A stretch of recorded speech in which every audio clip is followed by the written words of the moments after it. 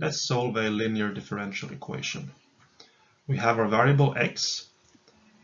Here's the time derivative of x. And on the right-hand side, we have a linear expression in x. This is why this equation is called a linear ordinary differential equation. And in order to find a unique solution, we also need to impose some restriction.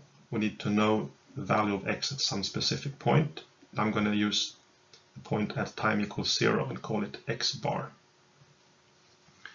To solve this, first we move the term ax to the left-hand side, so we subtract it, and we multiply by e to the power of minus at, giving us this expression.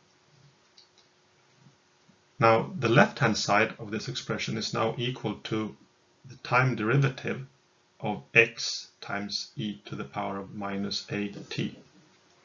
And to see this, you can just take x to the power of e minus at and differentiate with respect to t, and you will derive this thing. So what we have is in effect this expression here.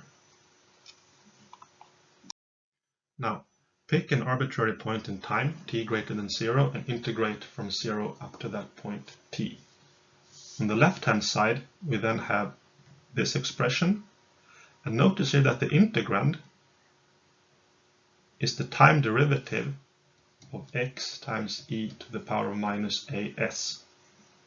So when we integrate, we are summing up all the changes in this expression, from 0 to t. And if we sum up all the changes, we simply get the amount of change over that time interval. So we get the value at t, which is this, minus the value at 0, which is x bar. So the left-hand side reduces to this more simple looking expression.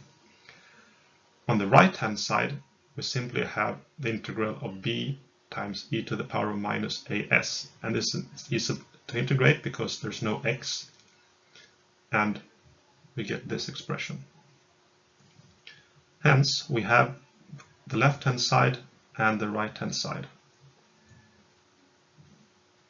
Finally, we add x bar and multiply by e to the power of at. So we move the x bar from the left-hand side to the right-hand side, and basically we divide by this in order to isolate xt on the left-hand side, and we get the solution.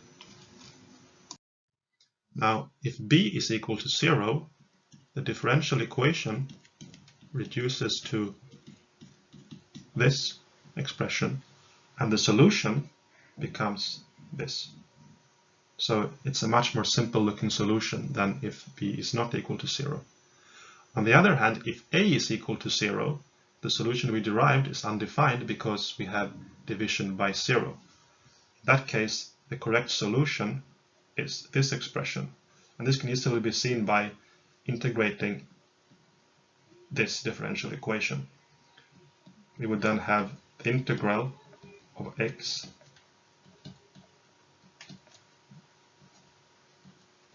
equals to the integral of b.